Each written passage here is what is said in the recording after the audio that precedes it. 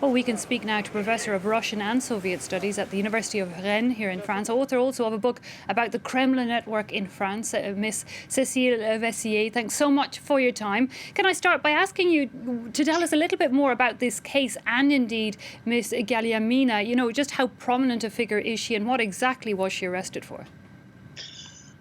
She's a very famous person who appeared in politics about like 5 or 6 years ago, after the big demonstrations in Russia, in Moscow especially, that were crushed.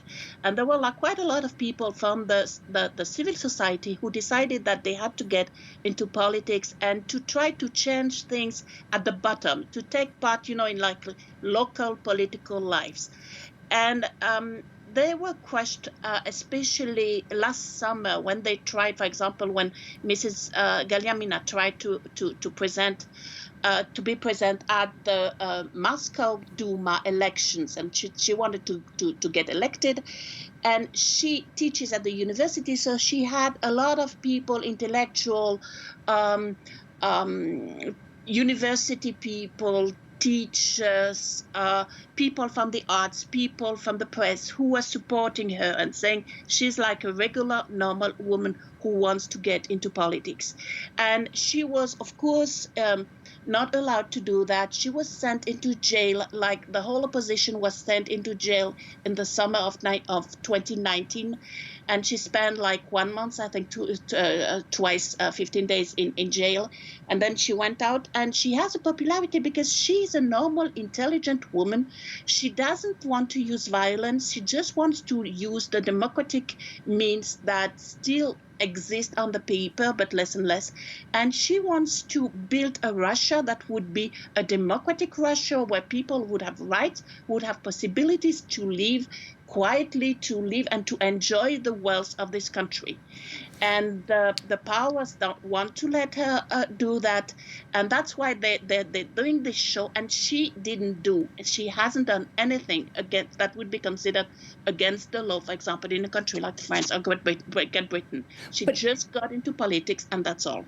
But let's look at the situation in Russia, where she is being charged after taking part in protests that were peaceful protests, notably back in July. But the parliament there in Russia has increased restrictions, if I understand it correctly, on public gatherings in Russia. What is exactly the situation, and what specifically, could she be jailed for?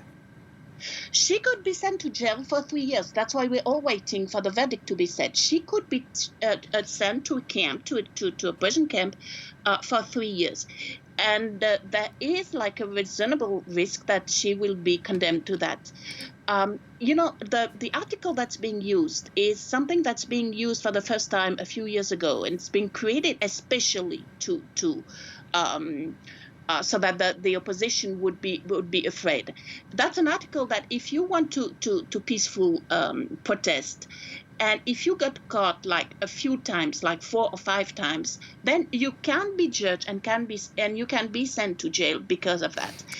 And But you are allowed to. Sorry, you are allowed to protest in Russia. If I understand correctly, you have to get prior approval for a gathering, but public protests are still allowed.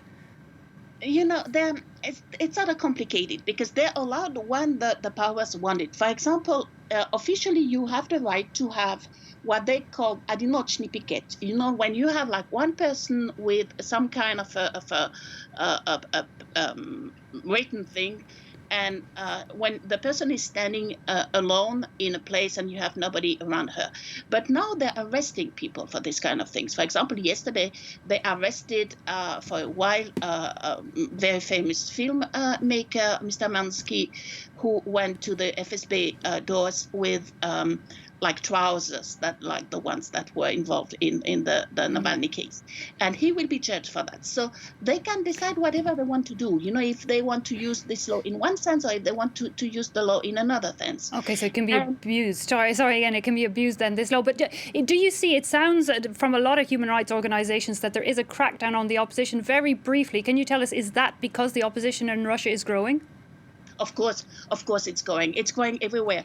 Just look at what's happening, for example, in Khabarovsk, in Siberia. You have like normal, regular people, not people who like politics so much, and they're going out. They've been going out every day of the year since July. So it's like the 166th day where they're going out to protest against the fact that the governor that they elected was sent to jail and was accused of all kind of things that he may have done 15 years ago. So it's growing, and you have a new generation of people getting into politics.